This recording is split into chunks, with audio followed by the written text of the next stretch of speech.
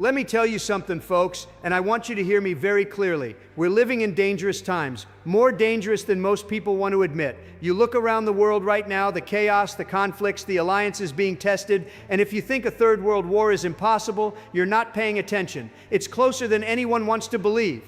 I've sat in those rooms. I've heard the conversations that never make the news. I know what's being discussed behind closed doors. Nations are building weapons like never before, testing boundaries, pushing each other, and nobody wants to blink first. You've got leaders who think they can gamble with the future of the planet. You've got countries ready to risk everything because they think the other side will back down.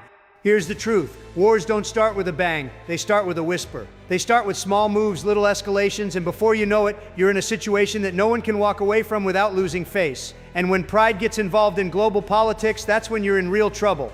Now, people ask me, Mr. Trump, what do we do? How do we prepare? And I tell them this: preparation starts long before the first shot is fired.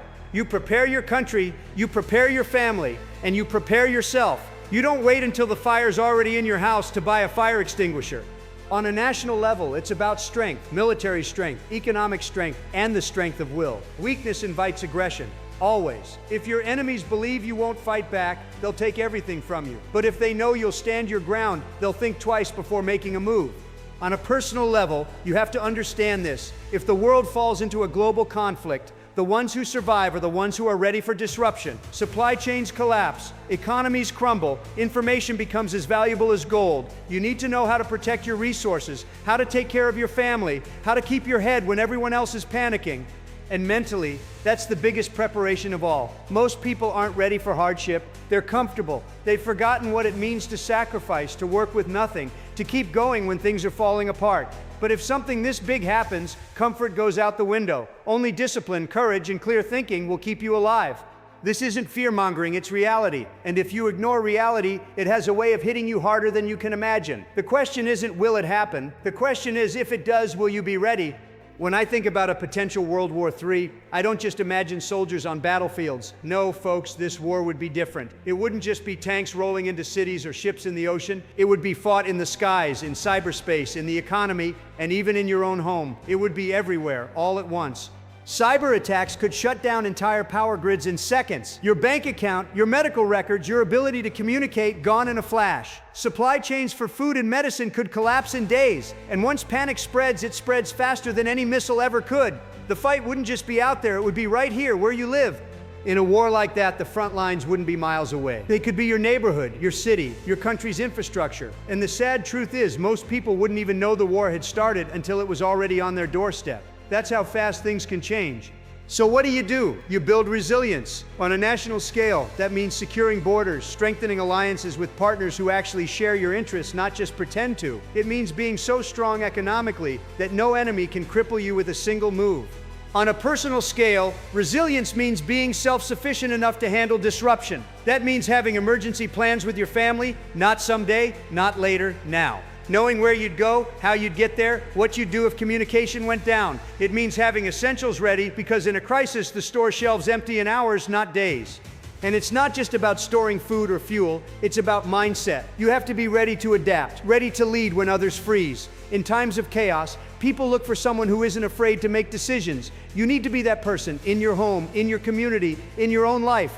But here's the most important thing. Preventing the war is always better than winning it. That takes strength and smart leadership. You can't bluff your way through this. You need clear communication, real strategy, and the will to walk away from a bad deal, but also to avoid pushing the world over the edge. Peace isn't weakness, but peace without strength, that's an invitation to disaster. The bottom line is this: hope for peace, prepare for war, and if we prepare the right way with strength, with unity, with clear vision, we can stop the worst from ever happening. But if we ignore it, if we pretend it's someone else's problem, then one day, folks, we'll wake up and realize it's not just news anymore, it's our reality. If the world doesn't make the right moves now, here's what could happen. And I'm telling you, it's not a movie, it's not some distant nightmare. It's exactly where reckless leadership and weakness can take us.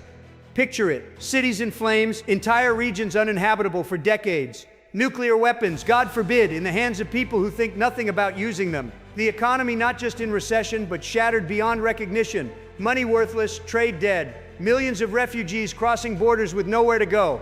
And the worst part, trust gone. Between nations, between neighbors, even within families. That's what a global war does. It doesn't just destroy buildings, It destroys the bonds that keep humanity together. And I've got to be honest, history shows us something terrible. Once a war of that scale starts, nobody controls it. Leaders think they can manage it, that they can push just far enough without crossing the line. But the truth is, once the fire starts, it spreads fast. You can't contain it. That's why I'm telling you, prevention is the real battle. Now, there's something else most people don't want to talk about: the psychological toll. Even if you survive, you don't walk away the same. Veterans of past wars will tell you the war never leaves you. It changes how you see life, how you trust, how you hope. And if a third world war comes, we're not talking about a generation scarred. We're talking about the whole planet changed forever. So what's the answer? Strength, unity, vision. It's about electing leaders who understand that peace comes through power, not weakness. It's about standing firm against those who threaten the world, making it absolutely clear if you strike, you will regret it. It's about building our own resilience so strong that no enemy can break us. And for you, for the individual listening to this, preparation isn't fear, it's responsibility. You don't wait until the storm hits to build the shelter. You start now. Mentally, physically, financially. You lead by example. You keep your head when others are losing theirs. You become the person people turn to in the dark. Because, folks, here's the truth. The Third World War doesn't have to happen. We can stop it. We can avoid it. But only if we're willing to be honest about the danger, to be strong enough to confront it, and to be united enough to face it together. If we fail, then one day history won't talk about how close we came. It will talk about how we lost everything. And I'll tell you, that's a story I never want written.